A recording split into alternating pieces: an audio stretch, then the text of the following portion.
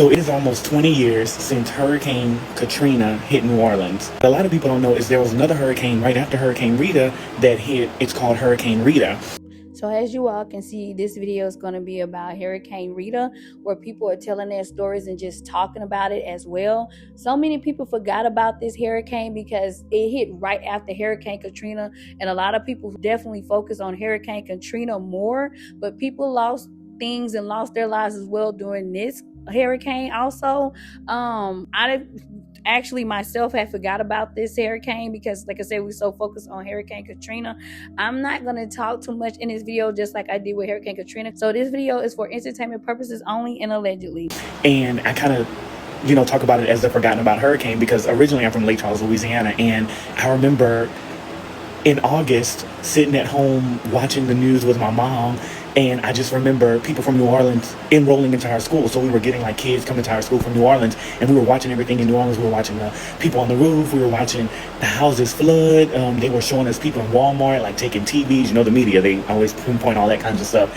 And as a kid, it was just like, oh my gosh, like look at everything that they're going through in New Orleans. And little did we know, in less than a month, a hurricane category 5 hurricane, I call it the forgotten about hurricane, it would hit Lake Charles, Louisiana. So all the people that just came to Lake Charles from New Orleans, just got settled in and started enrolling their kids, they would have to leave again. We would have to evacuate and everything. So I never really got a chance to tell this story until I moved to California.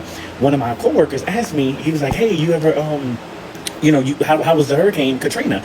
And I said, you know what? I said, we didn't really deal with Hurricane Katrina. I said, we actually had Hurricane Rita. And he was like, what? Like, he didn't really know about it because Hurricane Katrina was like way bigger. And, then Hurricane Rita came right afterwards, and it was kind of like overshadowed or whatever. But I said, yeah, we dealt with Hurricane Rita. And he was like, wait, what? So I started telling him about it. And as I'm talking to him and I'm telling him the story, I was like, you know what? I never actually got a chance to talk about this out loud. And I'm like, and mind you, this was probably 2019 when we're talking about this, and the hurricane happened in 2005, and I'm just talking about it, and I was like, wow, like I never actually got to tell this story out loud. So imagine being a young kid in 2005 and you lost everything and you had to move, you were displaced and everything, and you never got a chance to talk about it. So when I was talking to my coworker about it, I told him the ins and the outs, but I just remember us watching Hurricane Katrina hit New Orleans and all those experiences, and then they start talking about a category 5 named Hurricane Rita, and I'm like, what? And this is coming to Lake Charles, Louisiana. This is where I'm at. I'm young, I'm in school, I'm like in elementary school, y'all. And I just remember being so afraid because we had just saw everything that happened in New Orleans. And so my bonus grandmother, she had passed away, and a lot of my family had came in town from Texas for the services. So this is like a Wednesday, I would say Tuesday, Wednesday. They came in town for a service. And I remember us getting ready for the hurricane. Everybody was like, we want to evacuate. And her service was supposed to be on a Saturday. And they were like, yeah, we got to evacuate, blah, blah, blah. The funeral home is canceling her service. And we were like, what? Like, this is serious. So my family that came in from Texas, they went back home. And so my mom, forgot to mention this, my mom is in a wheelchair. My mom got accidentally shot when I was 2, and my sister, I think she was like 6 months. So, she's in a wheelchair, so my mom is handicapped, essentially. So we were at home, and I just remember my dad calling from Texas, because he lived in Dallas at the time, and he's calling. He's like, I don't want to find you underwater, everything that just happened in New Orleans, like, are you guys evacuating? So the day started off, I don't know what day this was, the day started off with us going to my grandma's house. We were eventually going to evacuate. That was the plan. This was early in the day. I'm at my grandma's, my mom's mom, my mom's there, my sisters, my aunt, my uncles. We had a plan to evacuate. Then we weren't going to evacuate, so my aunt drops us back off at home. So we go back home. My grandma lives on the north side of Lake Charles. We live on the south side in some apartments called Valley View Apartments.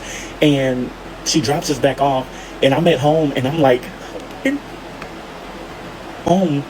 And I just remember my dad telling me that. My dad was like, I don't want to find you underwater. And I'm like, well, man, come pick me up, and he's in Dallas, and he's not going to make it here in time. And can you imagine how everyone was feeling during Hurricane Rita? Because like you said, everyone knew about Hurricane Katrina and watched what went on with that. So everybody pretty much probably was scared of thinking like, what if we end up underwater? What if like half of us drown, or nobody come rescue us and we pass away from lack of food and lack of water? So I can only imagine how his father was feeling, and you could tell this is an emotional moment for him because he had to cut the camera and almost started crying. So I can only imagine what they went through as well. Like anybody that deal with disasters, I always say a prayer for them, and I still pray for them even when it's over with, because I only can imagine. I never have been in one, and I pray that I never end up in a disaster where it's like we having to get, rescued and everything like that. I can only imagine, and I'm praying for everyone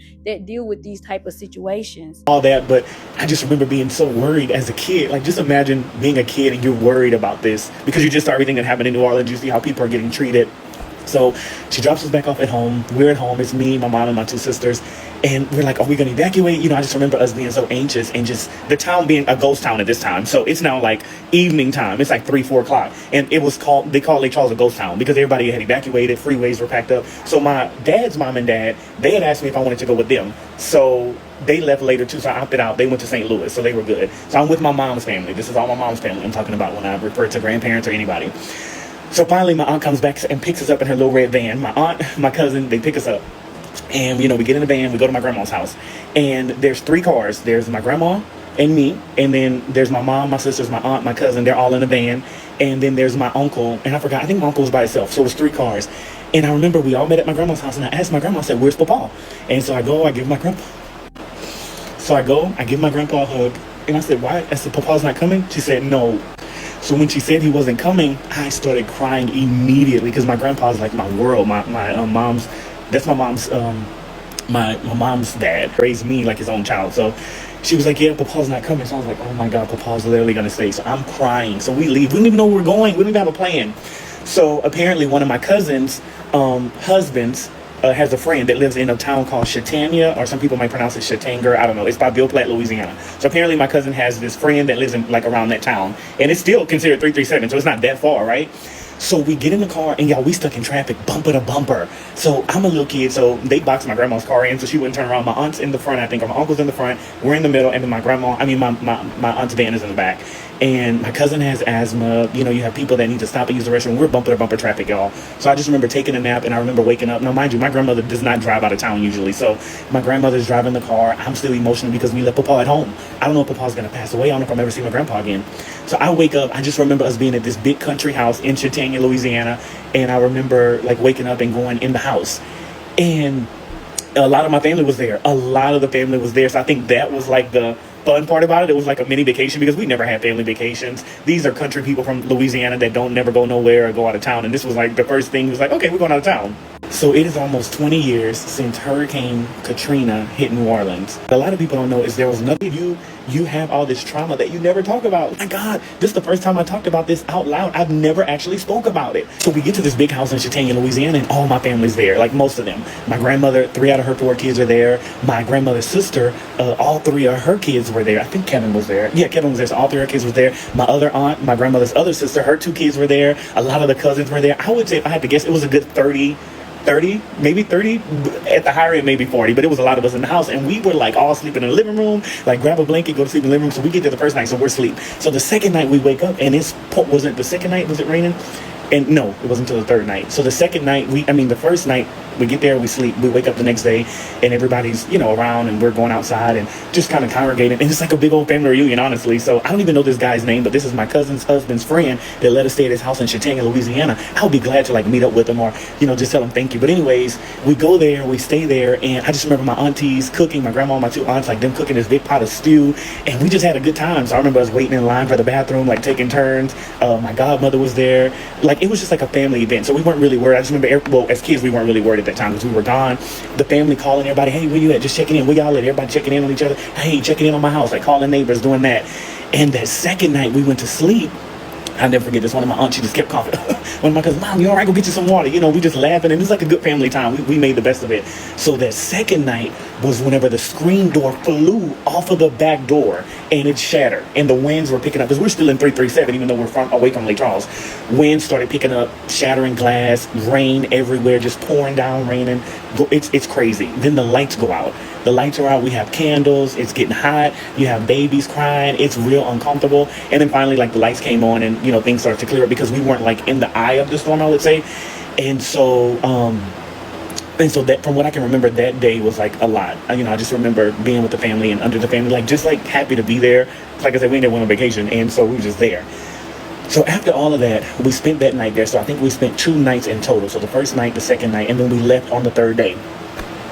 Y'all, why did we leave? I don't know. But we had too many adults, and they were just ready to get home. And the hurricane had passed, and it did. It passed over Lake Charles. So we get in the car, y'all. We head home. Lake Charles is still a ghost town. We get there and it's so hot and it's so humid if you've ever been in Louisiana. I mean, just think of it when you've been, and think of it 10 times worse. The mosquitoes were so big. The flies were so big. So I remember we got there to Louisiana, and all the family that lived on the south side of town, they took 210 and they went this way, and everybody lived on the north side. They kept straight on I-10. And I remember us going to my grandma's house, and my grandpa was there, and so the lights were out. Nobody had lights at all. It was just so hot. Some people had generators. It was devastating. I had a little MP3 player, MP4 my dad had gotten me. If I could find that somewhere. I was actually doing interviews around the neighborhood, y'all, and I was like, hey, tell us your experiences and all that. I've been doing this, so I've been in front of cameras, and so I'm doing interviews around the neighborhood as a little kid. It's hot. We're sweaty. We had a generator. We were able to cook. We were able to boil water, put it in the tub to get hot water. But it was so bad. I remember, I was thinking to myself as a kid, why did we come back here? Why did we stay in Chautauqua for a little while longer? But these adults, they were ready to get home and check on their belongings and make sure everything was good. So when we're there, I just remember it just being so hot. And thinking we cannot stay here. The power's not on. What are we doing? Why are we here? So we're there. And we're there for a couple of days. Then eventually our family in Baton Rouge, Louisiana, invites us to go stay there. So we get in a van with my grandmother. None of them comes. It's just me, my mom, my sisters, and my aunt. And so we get in the van. We go to Lafayette. They meet us in Lafayette. We follow them to Baton Rouge. We stay there for about 2 weeks. So by the time we stay there, let me rewind. We go check on our house. Me, my mom, my sisters. There's nothing. Everything's flooded. We lost everything. Everybody that lived on Fifth Avenue lost everything. All the apartments were gone. It was just mildew, mold. It was all bad. Water everywhere. We lost everything. So we go to Baton Rouge. We stay for about a week or two. I come back first with my aunt. We get back home. The lights are starting to be on. The city is still in turmoil, but the lights are starting to come back on. We don't have a place to stay. So we come back home. We move in with my aunt. So my sisters and mom, they're staying with my aunt. I go stay with my grandma. School's still not in session. When school finally got back in session, we had to move schools. So we moved schools to another school, and we only stayed at that school for 4 months. Then we moved to a hotel. They put us in a hotel. FEMA puts us in a hotel. We live in a hotel for 4 months. 2 beds. Me and my sister, my mom and my other sister. We live in a hotel for 4 months because we have nowhere to go. FEMA puts us in a hotel. My cousins, they lived in another hotel room. So people are displaced. We're in a hotel room for 4 months at a new school. Then we get a FEMA trailer after that. So we had to go to another new school. So we go to another new school. Now we're living in a FEMA trailer park. I remember the FEMA trailers. Where I'm from in Arkansas, by airport, we had a huge field, and they had white FEMA trailers everywhere. And my stepdad used to work for FEMA, where they, would keep watch over the trailers. If they need stuff fixed on the trailers before they ship them out, they will fix stuff on the trailers. We would see them coming through my town, headed to Louisiana, to Texas. Diesels pulling these FEMA trailers, they were all out in the field where I'm from. Was nothing but white FEMA trailers all out there. And I remember it just so well. I used to ask my mom, what are these trailers for? And that's when she told me they're FEMA trailers. And my stepdad told me as well, because he worked there. He said these are the trailers they are sending out to people who have no home when Hurricane Katrina hit and Hurricane Rita hit, and they take these FEMA trailers to them so they have somewhere to stay. I remember it like it was yesterday. And we get a FEMA trailer, and they have the handicap accessible for my mom, so it was really convenient. But it was so traumatic. I mean, as a kid, we're having to move schools. We're just, I forgot to say this, that when we came back from Chautauqua and we were in Lake Charles, I remember being the youngest one that could do stuff. So there was a store that had a big bus window, and then across the street there was the bread company, and had all types of bread, and I guess they were bread distributors. And I remember the 2 owners sitting out there, and they were like, y'all just get what y'all need because it's gonna go to waste anyway. So I remember it was me and my aunt's loading up the bread, and there was a store across the street with the big bus window. It was a grocery store. And I remember I had seen people on TV in New Orleans going into stores, having to take what they needed, and some people taking stuff that they did not need. But I remember my aunt said, well, you're the smallest one. You're going to have to go in this window and get what we need. And I'm like, what? So I go in there, and I remember grabbing bologna, ham, Reese's, Hershey, M&M's, our favorite candies, and just getting the necessities of what we could get, because everything was going to go to waste anyway. So it was they wanted to give away this food. And I remember the owners of the bread company just sitting there I hope we get rid of all this bread because it's just going to go to waste and we want to help people. But it was just such a sad time. And I say it's the forgotten about hurricane because, Hurricane Rita was so big, it was so televised. And then right afterwards, here comes Hurricane Katrina. was so big, so televised, it wiped away, houses in New Orleans, people on top of roofs and everything like that. And then here comes Hurricane Rita, less than a month. So a lot of people that left New Orleans came to Lake Charles, and they're having to deal with it again. And here we are dealing with it the first time. And so it's really kind of forgotten about, because I don't want to say it was overshadowed by Hurricane Katrina, because Hurricane Katrina was, a big hurricane, but a lot of people don't know about it because it was like Hurricane Katrina, and then bam, Rita happened. And a lot of people don't know about Rita. That's why I say, oh, it's like kind of the forgotten about hurricane. But just going through that as a kid, I remember I always wanted to live in Los Angeles, and I've been here almost 10 years now, but I remember telling myself when I was there, I never want to live in Louisiana. I never want to live anywhere where they have hurricanes. I know everywhere they have their natural disasters. However, just that feeling of that hot heat and those big mosquitoes and the sweatiness and, losing everything and just not knowing the floods and, having to evacuate every so often, being stuck in traffic and, going to the gas stations and lining up and, like, people fighting for gas, and oh my goodness, living in a hotel for 4 months, having to change schools and being displaced, and it was a lot. And as a kid, to watch your parent, try her best to make ends meet and, make sure we were good, and after we just lost everything, we lost everything. There was nothing for us to really move out of the apartment. Everything was gone. Like water, it was just full of water, mildew, mold, and it was nothing. We were left with nothing. We had nothing. We had to start all over from scratch, from zero. Imagine a mom in a wheelchair starting from scratch with her 3 kids, having to live in a hotel that's not handicap equipped. We're having to help our mom get in and out of the tub and, all these things, cook in a hotel and go to school from a hotel, on a bus from a hotel. It was wild. It was wow. One of the things that stood out to me, though, during the hurricane was that a lot of people were helping each other. And I don't know if they showed that on the media a lot, but it was a lot of people helping each other. I remember as a kid. So when the hurricane was going, I remember the church was closed. I went to church. We grew up in church, and our church was closed. But I remember the first service that we were able to have at the church.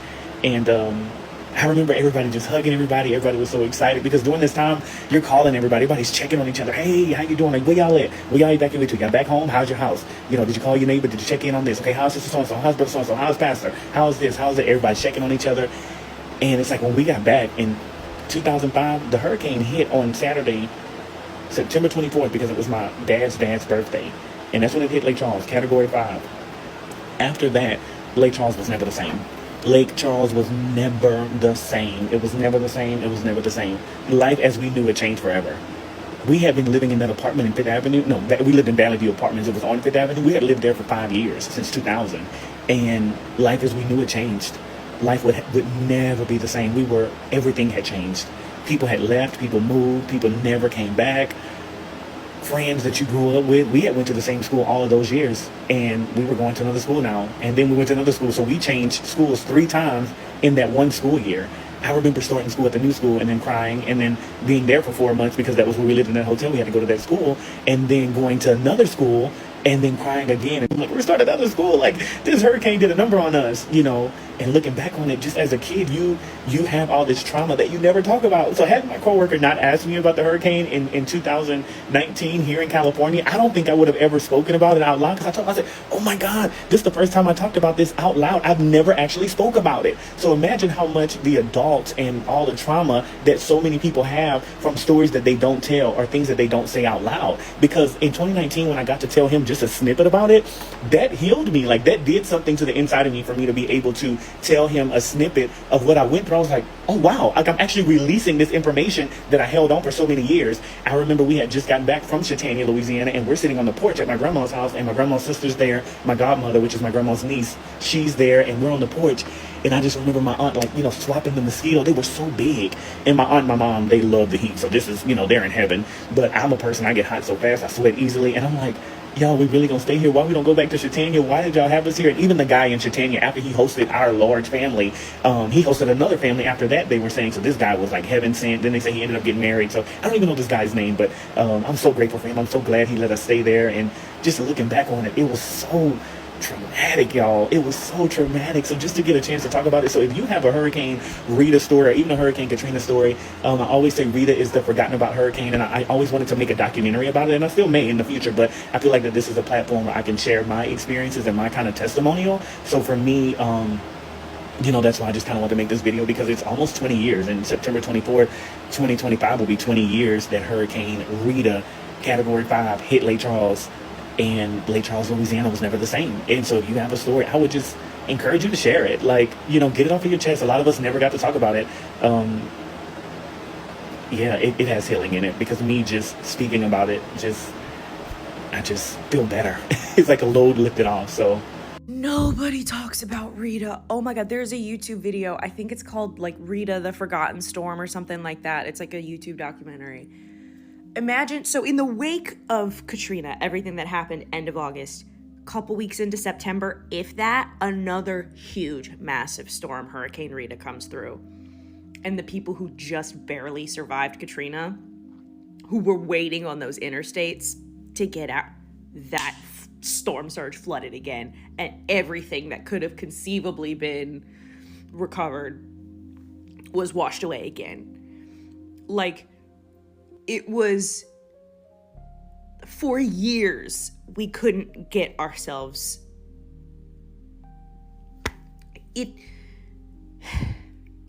I try to be articulate with these. I try to get this out in a way that like an educator would. I really do try. But like, I have been uncovering repressed memories lately.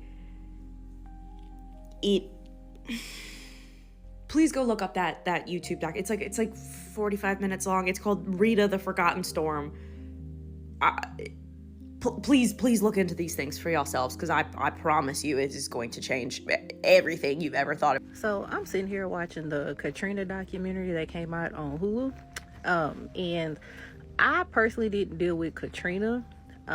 There was a storm like maybe a month after Katrina called Rita. And that's the one that I had to deal with, me and my family in the city that I'm from. And we didn't get the flooding, but our city did get the wind damage. But because they seen how bad Katrina was, they made all of us evacuate. And a lot of people did. And I tell anybody from up north, if you've never dealt with a hurricane personally, you have no idea what we, the people who have to evacuate, have to go through. I remember us with Rita, a normal 4-hour drive going from Beaumont to Killeen is usually 4 hours. It took us 20 hours to get there. You have price gouging. They go up on gas. You just sitting in traffic on the freeway. Some of the people we seen in cars, when we got to our destination, we finally found out that they died of heat exhaustion on the freeway. The resources trying to get there. When you finally get back to your home, the help they told you that you're gonna have, you don't get that help. They don't help, and they don't care because it's not personal. So just sitting here watching what they go through or what they went through, and knowing what me and my family and the people from here had to go through. Like I said, if y'all not from the South and y'all never dealt with a hurricane, y'all have no idea how miserable and how horrible that is to go through that. I need y'all to be so freaking for real right now. Y'all are so distant from reality, it's a shame. You want to know when there was a public evacuation plan? Hurricane Rita. Hurricane Rita came a month after Hurricane Katrina. So people are already scared shitless about what happened with Katrina. They don't want to be the next set of refugees. I can't believe they was calling people refugees for Hurricane Katrina. That's a whole nother can of worms. Anyway, Texas had an evacuation plan. People were supposed to leave in shifts. People were supposed to take their designated routes. They had it all worked out, and guess what? You want to know what happened? More people unalived trying to evacuate Hurricane Rita than the hurricane itself unalived people. More people succumbed on that road to evacuate than everywhere else combined. People were running out of gas. Girl, did you put a fell on me? A heat wave came through. People were unaliving of heat stroke in their cars because they ran out of gas because they were in deadlocked traffic. And you think people can walk in the heat?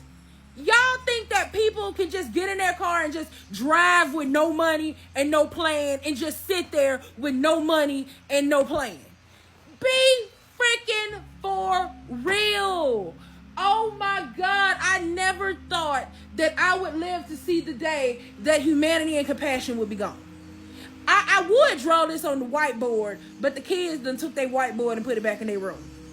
Y'all use some common sense. My mama's a nurse. My mama has to go to work. People have to go to work during storms.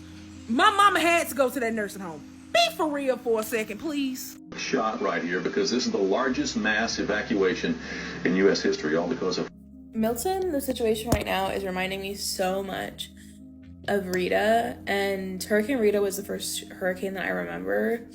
One being that I was 7, but 2 because it happened in the aftermath of Katrina. And if you were living in Houston during that time in 2005, you know that people from New Orleans were moving to Houston in pretty heavy numbers. So like we all had people in our classes, or like people that our parents worked with or whatever, or like people in our communities or churches that had moved from New Orleans after Katrina to Houston.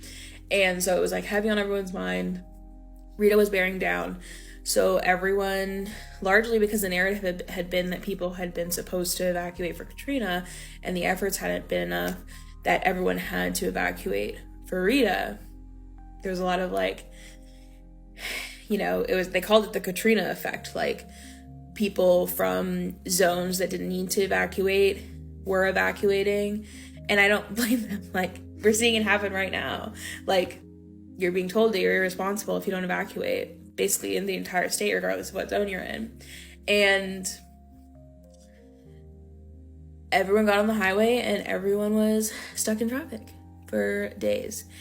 And the thing that I really don't think we talk about enough is that over 100 people died, not because of the hurricane, but because of the evacuation. Like over 100 people died from like health situations on the road. Over 100 people died because of overheating, because of running out of fuel, because of lack of resources, because of vehicular crashes. Like more people died from the evacuation than the hurricane. Yeah, she is absolutely right. Some people died from heat stroke. It was a fatal bus fire that involved nursing home residents. It was because of lack of food, water, all of that. It wasn't from the hurricane. She's absolutely right. It was from being, out stuck in the traffic trying to evacuate because of Hurricane Rita. And that's something that we grew up with. We grew up with this failed evacuation that harmed a lot of people because it wasn't enacted correctly. And the state turned around and said, well, it was because people evacuated when they didn't need to. Now tell me, what do you think that's going to do in terms of messaging, in terms of if people are ever going to evacuate again? Right? Because what my family learned from it, for better or for worse, probably for worse, is that it's like you you can get on the road, it doesn't mean it's gonna do anything. Like it's really true. I think this whole everything, the way y'all talk about hurricanes, the way y'all talk about the South, the way y'all talk about us, like it makes me so freaking angry. And this whole situation is, I'm just thinking about sitting on that highway thinking, oh my god, a hurricane's gonna hit and we're gonna be sitting on a bridge. I mean, it wasn't better sitting at home and thinking a hurricane was gonna hit us, but I don't blame my dad for sitting on a highway, realizing that they weren't gonna divert traffic, they weren't gonna open up the other side of the highway, that the government couldn't handle this, and picking his battles and going home. Like, I don't blame him for that. It's a fucking lose-lose. Like, over 100 people died in the evacuation. Like, and that's not, like, someone's gonna be like, oh, so you don't think people should evacuate? I do think people should evacuate, but the way y'all talk to people, where this is their everyday, where this is several months out of the year, where you're making these decisions monthly, and as we're seeing in the same week, shut the fuck up. Like, shut the fuck up. People ask why we didn't just leave. There's so many things that go into this, but when you have lived in... And that's so crazy to me because people just be wanting wanting to get over Hurricane Katrina. And then it also reminds me what happened in Texas, not even a month after Katrina. In 2005, we had Hurricane Rita. Oh my gosh. So after watching everybody perish, not everybody, but all those people perish in New Orleans, we had another hurricane come in called Hurricane Rita. Texas was just like, oh, heck no. We got to go. And everybody tried to leave, and traffic got backed up so bad. So bad. You could not leave. You had no choice but to turn around or just stay in traffic and take it. And that hurricane hit, and it was bad. It was a category 3. It was not a category 5 as bad as Katrina, but it still hit, and we were out of power for days and days and days and days. It was insane. It was intense. I was like 8, 9 maybe, I don't know, but it was crazy. And then what gets me is that nobody talks about it. People just and that was insane. And I've experienced Ike and I've experienced Harvey, and those were insane as well. But Rita is the one that did it for me after Katrina, because that one did it for me too. It was a lot. And I bet a lot of them that went through Hurricane Rita felt like they were forgotten, because as you can see, a lot of people do not talk about Hurricane Rita.